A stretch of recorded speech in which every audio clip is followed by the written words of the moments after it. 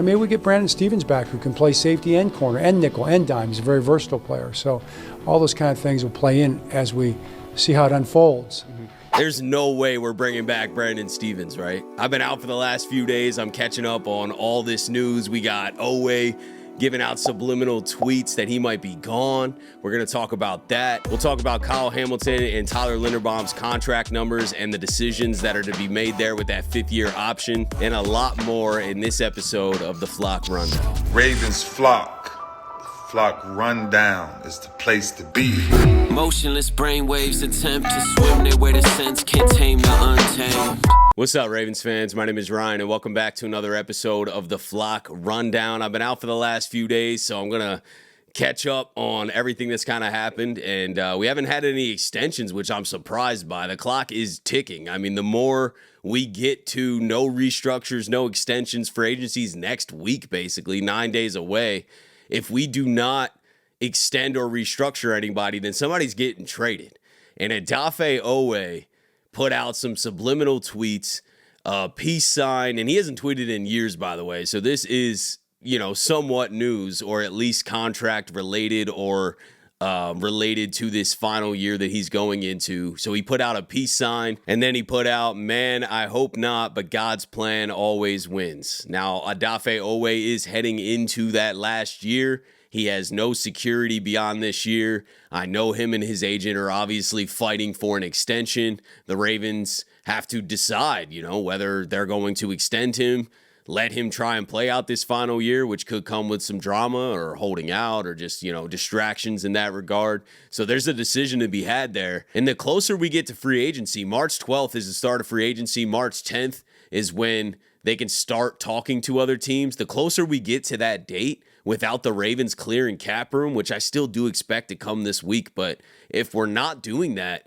then guys like Mark Andrews and Odafe Oweh are definitely trade targets, man. I would not be surprised if we move those guys. You saw the non-commitment from Eric DeCosta at the Combine interview on Mark Andrews. They asked him about potentially trading Mark Andrews, and he goes into full compliment mode. We love Mark, and Mark's done so much for us, and it almost seemed like a farewell speech. And now you got Odafe Oweh subliminally tweeting. I don't want to read too much into it, but it didn't come out of nowhere. He hasn't tweeted in years. Now all of a sudden, right before free agency, heading into his final year, he's got something to say. So moves are on the way regardless. I mean, we've been talking about how we're probably going to do some extensions or restructures, and nothing has happened still. We haven't re-signed Ronnie Stanley. We haven't extended or restructured anyone yet. And I expect something to happen this week. I don't know if it'll be that trade. I would expect an extension or contract restructure before free agency, though, because the Ravens are still sitting around $12 million in cap room. It's not enough to go out there and be aggressive at all.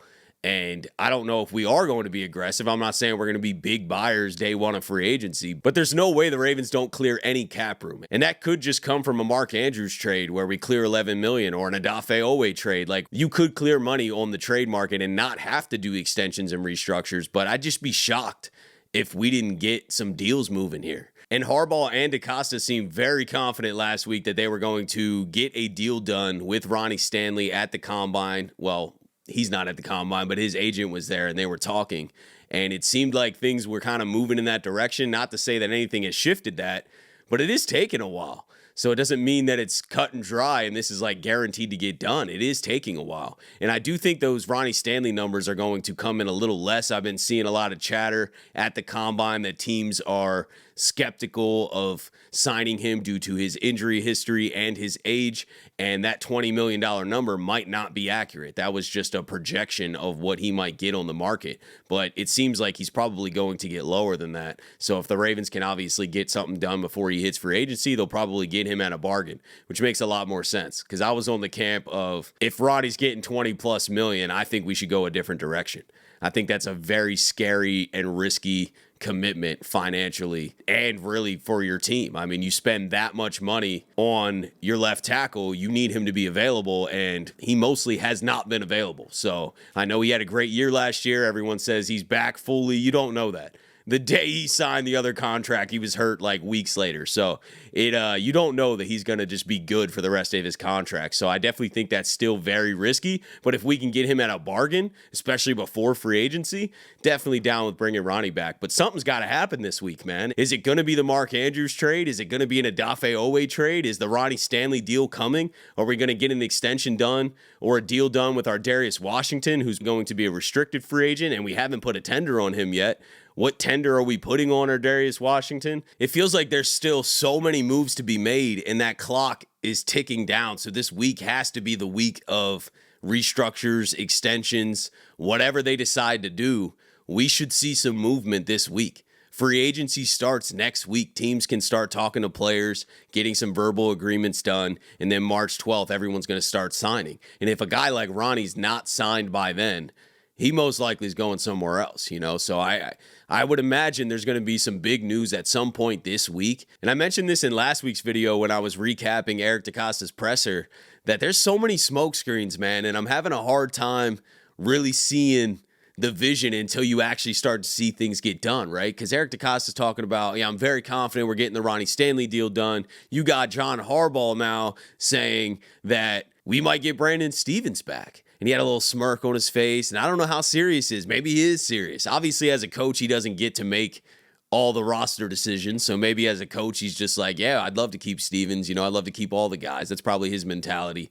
But from a roster standpoint and a performance on the field standpoint, it doesn't make a ton of sense to bring a Brandon Stevens back unless it's for a very low cap number. His performance last season was rough, man. He was targeted game after game. He was the weak link in our secondary. And I know he's a versatile player that does help him. He can play some safety and stuff, but the reality is he's a liability when he's out there. And we saw that week after week after week. And we got some young corners coming up. We can add to it in this draft. There's always a veteran free agent we could probably go after. Darius Slay was just cut today. Not saying that we should go after him, but I'm just saying there's probably going to be a cheap veteran that you could bring in and get some good minutes out of. And then I know we're going to add some pieces to the secondary in the draft. We got 11 draft picks coming up in April. I think TJ Tampa's going to get a lot more minutes. I really don't think we should bring back a Brandon Stevens unless it's just dirt cheap. $2-3 million? Okay, I'm good with him for the depth. Don't have him out there in a premier role where he can consistently get targeted game after game. So I was kind of shocked that Harbaugh said that, and it made me question, are they really considering that? Or is everything that they're given in the media kind of a little bit of a joke, a little bit of a smokescreen? We're going to tell you whatever, and you don't really know the truth behind it, because it really is probably a mixture of all that. I'm sure they're interested in potentially bringing him back for a cheap price, but also the information that they're feeding you through the media, through the press conferences, is only what they want you to hear. It's surface level. It may even be a distraction to what the real goal is. And I really can't wait for stuff to just actually start unfolding. Where are the extensions, the restructures? Well, you know what I mean? I want the news of this happened. So then we get a clearer picture of the direction we're headed, because right now it is just try to read between the lines and guess what's going to happen. Are we going to re-sign Ronnie? A few weeks ago, it didn't feel like it. Then Eric DeCosta talked, and all of a sudden it seemed like we definitely were, but it's still not done.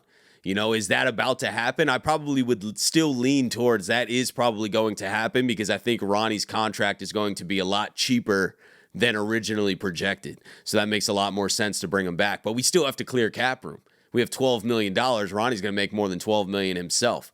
And you can obviously lower the cap hit when you have multiple years, but we have to have more than $12 million or we're not going to survive this offseason. So moves are coming. And I don't know if it'll happen this offseason, but I'd love to see a Kyle Hamilton and Tyler Linderbaum extension, because that will help our cap situation now and for the future. It'll help a lot of financial planning for the future. And we did get the official fifth-year option numbers. Kyle Hamilton comes in at $18.6 million, and Tyler Linderbaum is $23.4 million. Both are raised up because they both have made the Pro Bowl twice in their first 3 seasons, so they get a big bump in pay. But $23.4 million for a fifth-year option for Tyler Linderbaum at center is a decision. That is a real decision. I would not be surprised if they decline his fifth-year option and just go for the franchise tag if they still don't have an extension done, because that gives you more flexibility. It gives you more time to throw a tag on them and then still negotiate that contract, get it done like we did with Matabike.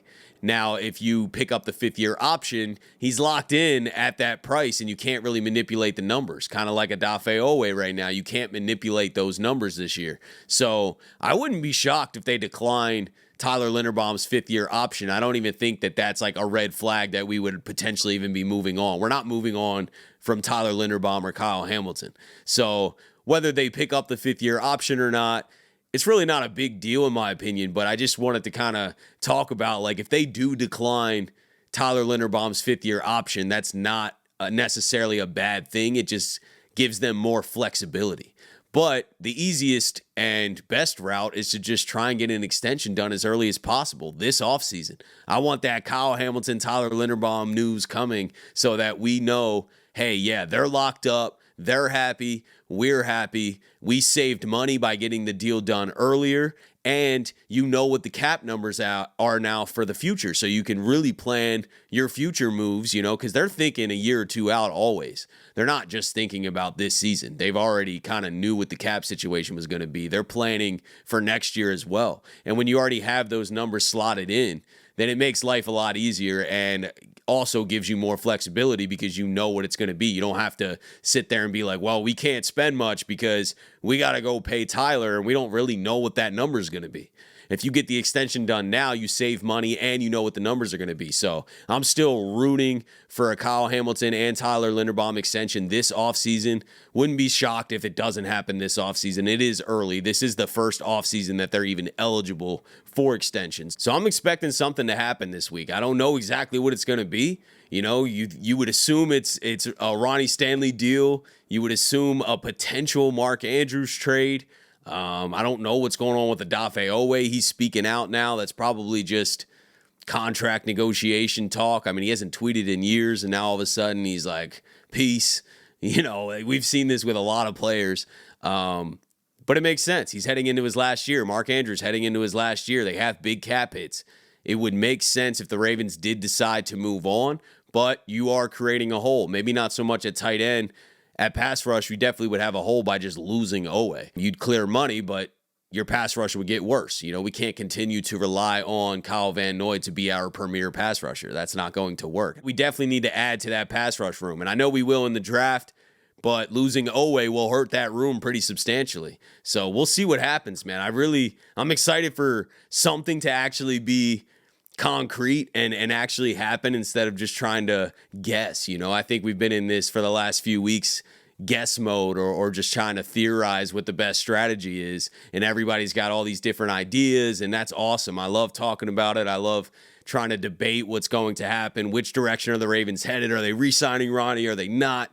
Are they trading Mark Andrews? Are they going to extend Lamar and lower his cap hit? Are they going to restructure Lamar or Roquan or extend Marlon Humphrey? I mean, there's so many ideas and options out there, but nothing's happened. Nothing's happened, and we're a week away. So something's got to shake. We only got $12 million in cap room. I know we're not going into free agency like that. Something's going to happen this week. I'm excited. I'm locked in. And I'll be talking about whatever it ends up being. But let me know what you guys are thinking about everything. What moves would you make? Which direction would you take this team? If you're Eric DeCosta, what are you doing this week to clear cap room? What trades are you making? Like, there's so many things that are about to happen or potentially could happen. But I appreciate you guys tuning in to another episode of the Flock Rundown. Have a beautiful rest of your day. And I'll let the greatest linebacker in the history of the game take us out. Ravens Flock. Flock Rundown is the place to be. My man Ryan has been a lifelong Ravens fan since he was born. The Flock Rundown. Nothing gets better than waking up and wondering how high we can fly. Tune in. Motionless brainwaves attempt to swim their way to sense, can't tame the untamed.